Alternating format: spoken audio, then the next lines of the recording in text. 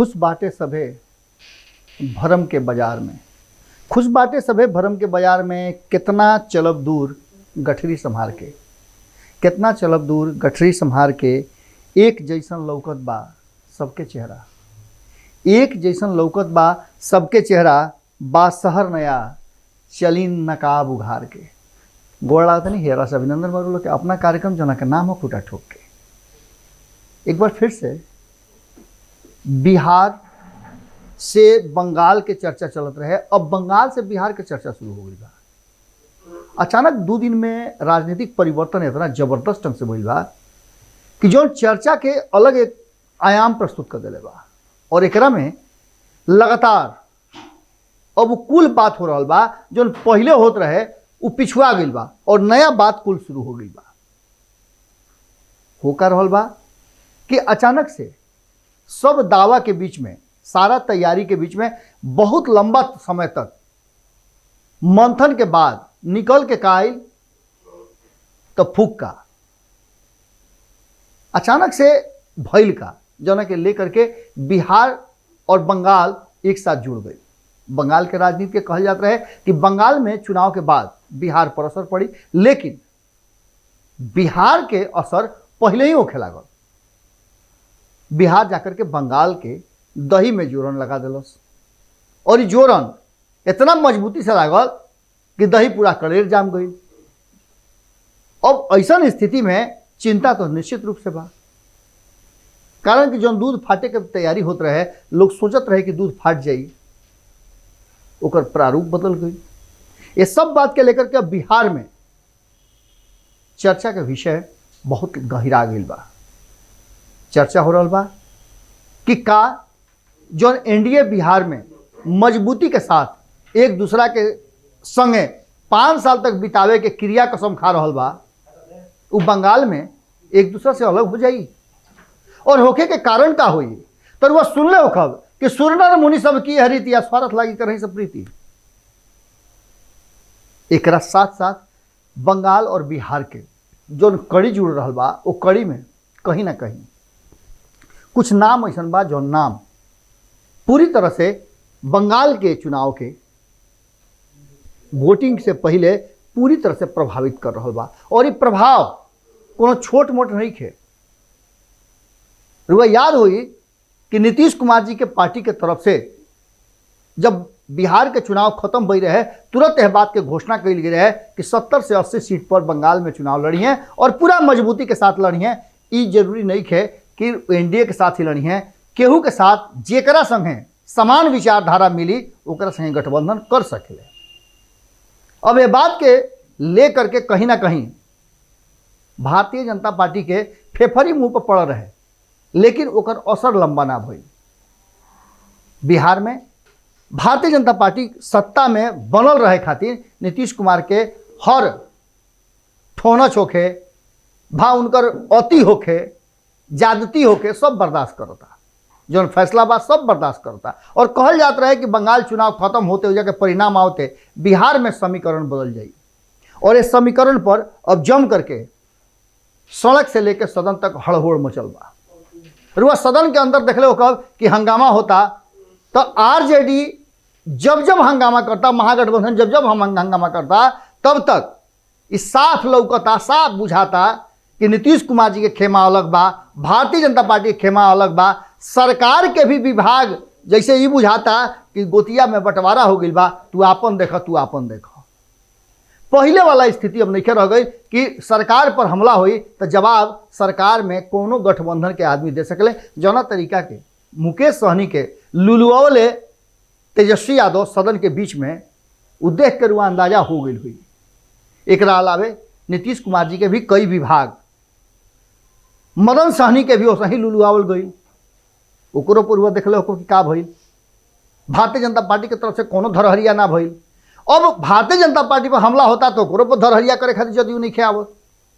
ये सब बात के बीच में सड़क पर भी ये नजर आवता साफ साफ कि बीजेपी अलग बा और जेडीयू अलग बा। यानी नीतीश कुमार और बीजेपी के बीच में जे कुछ भी चल रहा बा वो अब साफ हिगर हिगर के रुआ सामने आवता। एकरा में जोरन के काम रुआ के बतौले रही कि तेजस्वी यादव कह दिले। तेजस्वी यादव जाके बंगाल में कुछ ऐसा बात कह दिले जना के चर्चा जबरदस्त ढंग से बा। पहले तो ये बात कि उ गठबंधने वजह तूर दिले, जौन गठबंधन बिहार में रहे उ गठबंधन बंगाल में तूर के नया गठबंधन में शामिल होके के और स्वेच्छा पर फैसला करे के ममता बनर्जी के छोड़ दिले। उनका कहना बा कि कौनो सूरत में ममता बनर्जी के बंगाल में वापसी उ चाहता रहे। एकरा खातिर भले नाराज हो जाए कांग्रेस या वाम दल, उ वाम दल और कांग्रेस के संगे ना रही हैं। एकरा संगे संगे ममता बनर्जी के इहो बात कह दिले कि उ बेहतर शासन चलावता रही और भारतीय जनता पार्टी के जवाब देवे में उनकर कोनो सानी नहीं खे। बंगाल के लोग भी चाहता कि ममता बनर्जी वापस आवस। अतने ना उ इहो बात कहले कि चौकीदार जौन बाड़े उ चौकीदारी अपन करत रहस, लेकिन चौकीदार से बड़ा होला थानेदार। और थानेदार के ह रुअल सब लोग बुझता नहीं। थानेदार यह बंगाल के जनता हो और बंगाल के जनता कभी भी ऐसा चौकीदार के तो ना रख सकेले, ऐसा चौकीदार ना रख सकेले जौन चौकीदार चुनाव के समय में जागते रहो कह के अपना फेसबुक प्रोफाइल पर आ अन्य जगह पर चौकीदार लिखे बाद में मिटकार देवे। ये सब बात के लेकर के अब ये चर्चा हो रहा बा कि का सबके स्वार्थ में डूबल बा और सत्ता के स्वार्थ इतना बड़ा हो गई बा कि आम मुद्दा, आम जन के मुद्दा बिला गई बा, विलोपित हो गई बा। जहां एक तरफ नीतीश कुमार से जुड़ल जब भी चर्चा बंगाल से हो रहा बा तो भारतीय जनता पार्टी अपन अलगे राह धलेता कि हमार गठबंधन तो बिहार में बा। एक संगे संगे अब ये बात विपक्ष के तरफ भी शुरू हो गई बा। हालांकि विपक्ष के हर दल, कांग्रेस और वाम दल के अगर छोड़ दिया हो जना के खास जनाधार बा और पिछला चुनाव में भी वो लोग के अच्छा खासा वोटिंग मिला रहे, अच्छा खासा सीट मिला रहे। एक बात के लेकर के अब मामला जौन बा वो कहीं ना कहीं यह बात पर आके अटक गई बा कि जे कुछ भी बंगाल में हुई ओकरा के लेकर के पूरी तरह से चुनाव हर हाल में वो या बीजेपी के हरावे के बाद ये विषय पर एकर तैयारी सब तरफ से शुरू हो गई बा। जौन स्थिति बा वो स्थिति में साफ तौर पे नजर आ रहा बा कि 200 से ऊपर सीट टीएमसी के ममता बनर्जी के बा। वो जे कांग्रेस और लेफ्ट के भी 76 गो सीट पिछला चुनाव में मिला रहे। भारतीय जनता पार्टी मात्र 3 सीट पर आके अटक गई रहे। अब क्या भारतीय जनता पार्टी के दावा बा कि 200 सीट जीती, लेकिन बनल तैयारी और कई तैयारी में अचानक से तेजस्वी यादव के पाला बदलल और उनका फैसला परेशान कर दिले बा। ये खबर वालों के पहले बतौले रही। अब सबसे बड़ बात बा कि एकरा के कैसे संभालल जाई। कई तरह के बात सामने आल बा। उपेंद्र कुशवाहा साफ तौर पे इनकार कर दिले बाड़े कि वो भारतीय जनता पार्टी के विरोध करते रही हैं और उनकर इंतजार खत्म नहीं के हो जना के लेकर के। और इहो बात कह दिले कि अब बिहार में जौन लौकुश समीकरण और नीतीश कुमार के साथे जाए के रहे। आजे रुआ देखले हो खब कि जब सुमन से बातचीत धीरज कुशवाहा जो प्रवक्ता बाड़न वो साफ तौर पे कहले कि सब मीडिया के बनावल मनगढ़ंत बात है, कोई ऐसा बात नहीं है। हाँ, बड़ा भाई छोटा भाई तो बढ़ले वालो, लेकिन मेल जोल के और विलय के अभी तक कोनो बात नहीं के। मीडिया तो इहो कहत रहे कि शिक्षा मंत्री बनत रहन, लेकिन कहाँ शिक्षा मंत्री बनले। हालांकि जब ये बात धीरज कुशवाहा कहत रहन तौना घड़ी एगो बात और उनका पीछे पीछे और संगे संगे चलत रहे कि अभी भी संभावना भारतीय जनता पार्टी और चिराग पासवान के अलग कर दी या फिर एनडीए के और साथी के अलग कर दी तो नीतीश कुमार के मन में अभी भी उपेंद्र कुशवाहा खातिर धड़कन धीरे धीरे मध्यम होके काहे ना वो चल रहा बा। वो चाहतन कि वो अभी भी शामिल हो जास और बागडोर उनका हाथ में दिहल जाओ, लौकुश समीकरण के मजबूत कर जाओ। कारण कि नीतीश कुमार धीरे धीरे अब अपना के थोड़ा सा कमजोर महसूस करता। एक संगे अगर देख ली तो तेजस्वी यादव के जो नया गठजोड़ बा ओकरा के लेकर के कहल जा रहा बा कि बिहार में भी थोड़ा सा मन मलिन भइल बा कांग्रेस के और वाम दल के। लेकिन बात बंगाल के बा और बंगाल में भारतीय जनता पार्टी के रोके के बा तो कैसे हूँ एक गठजोड़ पर करेजा पर पत्थर रख के बर्दाश्त करे खातिर तैयार बा। एक संगे संगे आगे अगर सोचता नहीं हुआ तो नीतीश कुमार के संगे और भारतीय जनता पार्टी के संगे जौन कोल्ड वार चल रहा बा एकरो के अब भीतरे भीतर ना सतह पर ही नजर आवे लगल बा। और ये नजर आई तो निश्चित रूप से बंगाल में भारतीय जनता पार्टी के घाटा तो जरूर हुई। अब चिराग पासवान की बात करी तो चिराग पासवान बिहार में जबरदस्त ढंग से मीटिंग करते रहा और बिहार में अपना गठबंधन के मजबूत करे खातिर पूरा तैयारी करते रहा। एक सप्ताह के बिहार टूर पर रहा, लेकिन अचानक से उराता राती दिल्ली भगले। जरूर कुछ बात बा और ये बात के कहल जा रहा बा कि इंटरनली बहुत कुछ हो गई, लेकिन दूसरा तरफ एगो और बात बड़ा महत्वपूर्ण हो गई बा कि बिहार बीजेपी एलजेपी के कई गो लोग के अपना में दल में शामिल करे के बात कह रहा बा, लेकिन एकरा में बड़ी घपला नजर आ गई और ये घपला धरा गई।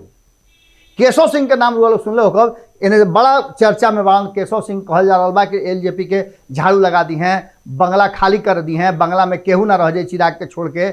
यहाँ तक लेकिन उनका दावा पशुपति कुमार पारस और प्रिंस पर भी रहे कि वो सब लोग छोड़ के चल जाए लोग। उनका दावा तो चंदनो सिंह पर है, लेकिन सारा लोग भारत लाइव के चैनल के सामने इनकार कर चुकल बा कि वो लोग एलजेपी के बा, एलजेपी के रही। रुआ इहो देख लो कब कि सबसे पहले भारत लाइव एक खबर के ब्रेक क्लियर रहा कि एलजेपी के से ज़्यादा अब जदयू के अपना कुनबा के बचावे के चाहिए। कारण कि जो लोग के दावा कल जाता, जैसे विश्वनाथ कुशवाहा के बात कही जाता है, रामेश्वर हाजरा के बात कही जाता है जो दलित सेना के रहन, ये सब लोग के भाजपा में शामिल होकर बात कही जाता। लेकिन आज से एक महीना पहले, लगभग एक महीना पहले, इस सब लोग जदयू के सदस्यता 200 सदस्य के साथ ले रहे लोग, जना के दावेदारी कैले रहन वो घड़ी केशव सिंह। अब केशव सिंह के दावा पर जो कि जदयू के दावा रहे कि जदयू में शामिल हो 200 आदमी, और वही आदमी के नाम फिर से लिस्ट में अगर आ गई बीजेपी में, तो एलजेपी ना बल्कि बीजेपी जदयू में बड़ा सेंधमारी कैले बा और एक चर्चा और प्रचारित गलत बयानी हो रहा बा कि एलजेपी में टूट भइल बा। कारण कि एलजेपी के लोग जब जदयू में चल गई तो एलजेपी के तो रहल ना। ये बात पर कृष्णा कुमार कल्लू आकर के स्टूडियो में बयान दिले है और अब ये मामला धीरे धीरे और उलझल जाता और बंगाल चुनाव कहल जा रहा बा कि मील के पत्थर बने जा रहा बा बिहार खातिर। जैसे ही बिहार में बंगाल के चुनाव प्रभावित करे लगी, तब जबकि परिणाम आ जाई 2 मई के सब लोग के इंतजार बा कि का हुई। कारण कि बंगाल चुनाव में भारतीय जनता पार्टी के जीत और हार से ज़्यादा बिहार में का हुई, यह बात पर मंथन शुरू हो गई बा और हर बिहारी यह बात के लेकर के अब तैयारी अपन शुरू कर ले बड़े भीतरे भीतरे कि उनका बंगाल में केकर सरकार बनावे के बा और उस सरकार के प्रभाव बिहार पर कैसे पड़ी। ये सब उधेड़ बुन में छान छुन के ले आके जो लोगों के सामने रखनी है, ओकरा में एक बात पक्का नजर आवता कि कहीं ना कहीं उबतिया फिर से दोहराए तनी कि सुरनर मुनि सब की हरिति आ स्वार्थ लागी कर ही सब प्रीति रउआ के हई नहीं कि चिन्हत उ चिन्हत खाली बस कुर्सिया के बालो कि सत्ता कसहूँ प्राप्त हो जाए और ओकरा खातिर जेकरा के दुश्मन के भी दोस्त बनावे के पड़े तो बना लिया। अब बंगाल और बिहार दोनों टकटकी लगा के देख रहा बा कि का फिर से जौन बात धीरे धीरे जौन आगे बुता गई रहे राख फिर से कूदे दिहल गई बा कि बिहार में फिर से चुनाव हो सकेला। जौन कि चिराग पासवान कहले कि कभी भी चुनाव हो सकेला, हमने के चुनाव के तैयारी करतन जा।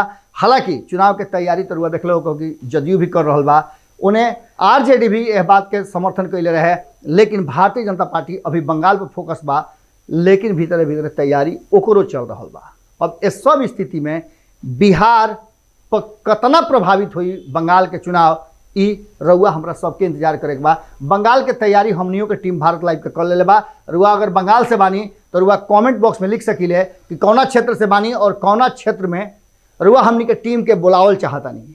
खास करके हिंदी भाषा पट्टी और भोजपुरी भाषा भाषी क्षेत्र के लोग के से निहोरा बा कि रुआ क्षेत्र में खूटा ठोके खातिर भारत लाइव के टीम तैयारी कर रहा बा। रुआ आग्रह करी या फिर रुआ बताई कि हमनी के कहाँ कहाँ आई जा जहाँ रुआ लोग चाहता नहीं कि भारत लाइव के टीम आ करके जमीनी हकीकत दिखावे। फिर कल भेंट हो यही ठेहा पर जना के नाम खूटा ठोक के गोड़ लागत नहीं। अगर ये वीडियो पसंद आई और वह बिहार के राजनीति और बिहारियत से सरोकार रखेनी तो सब्सक्राइब बटन दबा के चैनल के सब्सक्राइब कर ली। ओजे एगो घंटी बा, ओकरा बटन दबा देला से कुल सटीक और मारक खबर रुआ मुफ्त में मिल जाई।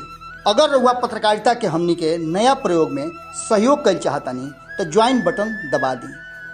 पेटीएम नंबर नोट कर ली 9386816700। धन्यवाद।